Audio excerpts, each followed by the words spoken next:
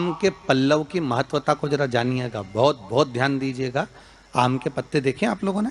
अरे बोलो जम के तो बोलो। देखें, उसका प्रयोग कभी आप लोगों ने करा?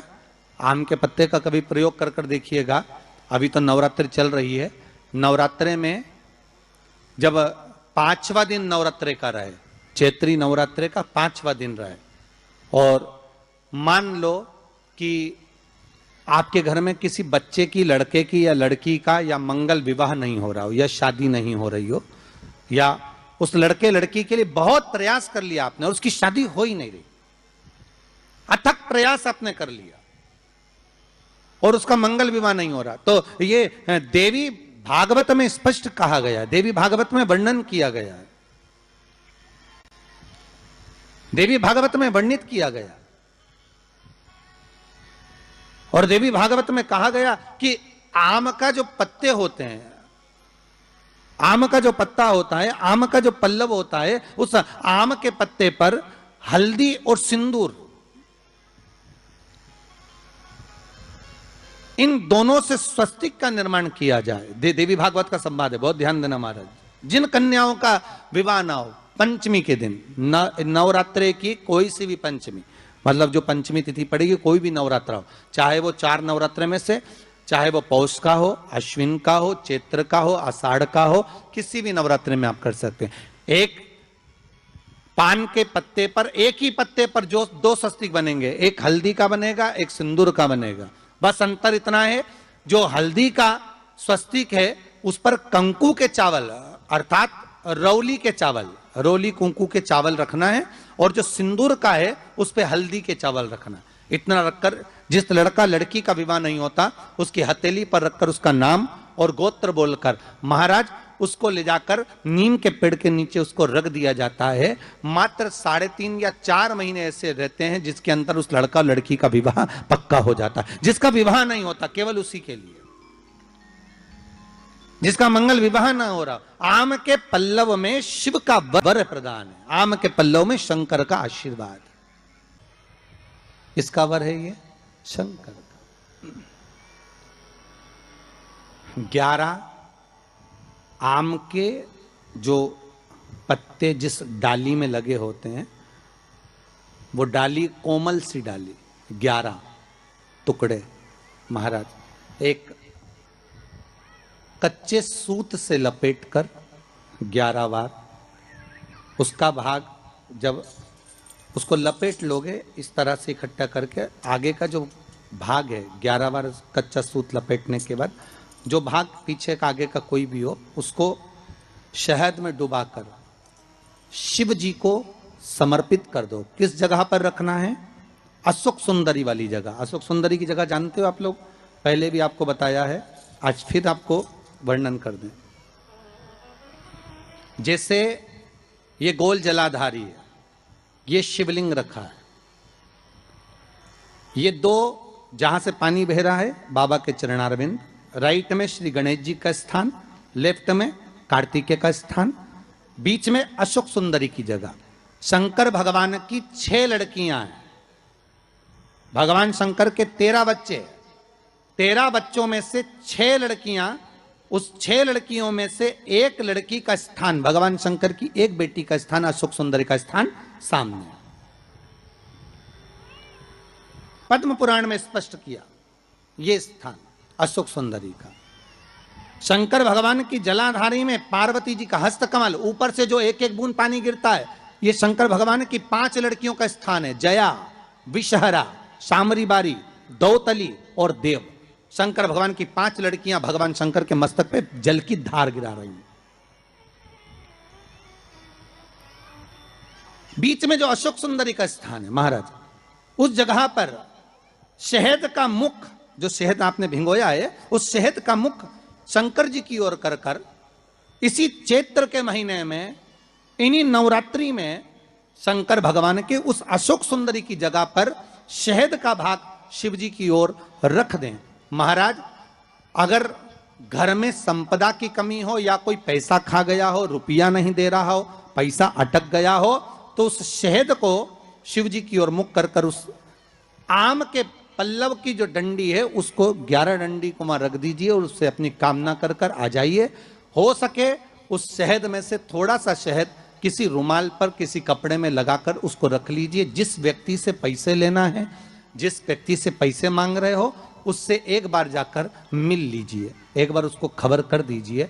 बाबा चाहेगा भोलेनाथ तो नवरात्रि में ही पैसा वापिस आ जाएगा, अगर शिव कृपा कर दे। ये बाबा की करुणा। आम का पल्लव कोई साधारण नहीं जिसको कलश के ऊपर रखा जाता है, शिव की कृपा। जिस आम के पेड़ पर स्वयं कामदेव चढ़कर भगवान शंकर के तीसरे नेत्र द्वारा जलकर भस्म हो जाते हैं, वो आम का पेड़ साधारण नहीं हो सकता।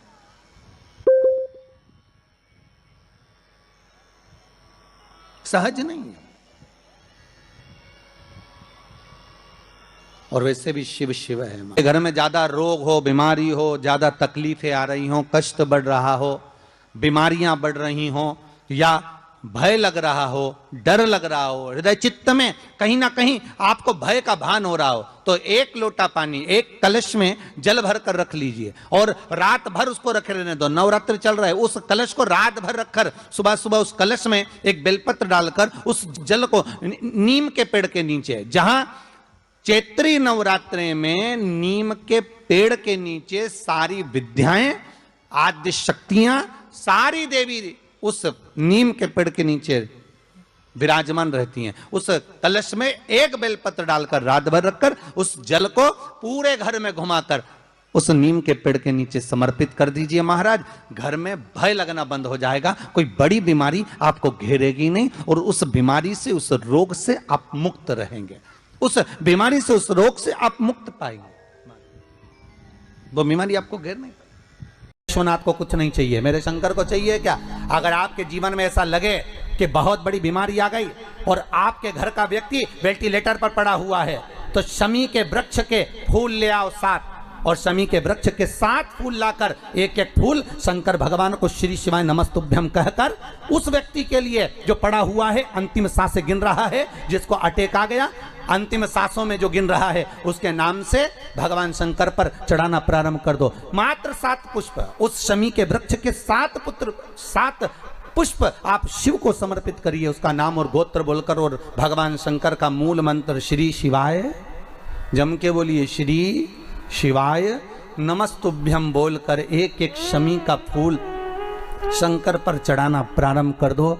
फिर आगे वो विश्वनाथ की मर्जी है, वो प्राण कैसे लेकर वापिस आता है, उस काल से छुड़ाकर महाकाल कैसे लाता है, ये वो जाने। आपका फर्ज केवल आप अदा करिए। जब अंत में डॉक्टर भी हार जाते हैं, जब अंत में डॉक्टर भी कह देते हैं कि अब हमारे बस का नहीं है, अब तो उस परमात्मा के हाथ में, मतलब डॉक्टर को भी मालूम है कि एक और डॉक्टर बैठा हुआ है, एक डॉक्टर और है, वो बस वो थोड़ा सा दूर तो रहता है पर करीब भी बहुत है। कई लोग कहते हैं गुरुजी वो कैलाश पर रहता है बहुत, तो उनको बुलाएंगे तो आएंगे। हमने कहा कैलाश पर तो रहता ही नहीं है, जहाँ भक्त है वहाँ भगवान, वो दूर तो रहता ही नहीं। आप तो बस केवल उसको बुलाने का प्रयास करिए, आप दिल से बस उसको हाजिर, वो दिल से बुलाओ तो उसको। इसलिए देवी भागवत में लिखा है कि नवरात्रि में एक दिन, जैसे प्रतिपदा है, पहला दिन है तो एक कन्या का पूजन करो, द्वितीया है तो 2 कन्या का पूजन करो, तृतीया है तो 3 कन्या का पूजन करो, चतुर्थी है तो 4 कन्या का पूजन करो, पंचमी है 5 कन्या का पूजन करो, छठ है 6 कन्या का पूजन करो, सप्तमी है 7 कन्या का पूजन करो, अष्टमी है 8 कन्या का पूजन करो, नवमी है, जम के बोलो, 9 कन्याओं का पूजन करो। और अगर इस तरह से आप पूजन नहीं कर सकते नवरात्रि में, तो 9 कन्याओं का पूजन एक साथ, या तो अष्टमी के दिन या नवमी के दिन कर दो, या मध्य में, बीच में भी आप कर सकते हो एक साथ। पर अगर आपकी कोई कामना है, आपकी कोई इच्छा है, मालूम पड़े, जैसे कई लोग कहते हैं कि हमारी इच्छा है, हमारी वो मकान नहीं बिक रहा, या हमारी वो जमीन नहीं खरीदी जा रही, या हमारी कोई कंपनी नहीं डल रही, या हमारे काम में ये अड़चन आ रही है, तो नवरात्रि में, 4 नवरात्रि में से किसी भी नवरात्रि में आप नियम बना लो कि एक कलश की स्थापना कर कर एक दिन में एक कन्या का पूजन कर कर उसको भोजन कराना, लाल वस्त्र देना, लाल चुनरी, दूसरे दिन में दो कन्याओं का पूजन कर लाल वस्त्र ओढ़ाना, लाल चुनरी देना, तीसरे दिन में 3, चौथे दिन में 4, पांचवें दिन में 5, ऐसे 7-9 दिन तक एक एक कन्याओं के क्रम को बढ़ाते बढ़ाते बढ़ाते बढ़ाते आप उस पूजन का विधान प्रबल कर सकते। क्या मैं नवरात्रि में अगर मान लो कोई साधना करना हो तो कौन सी साधना करना चाहिए?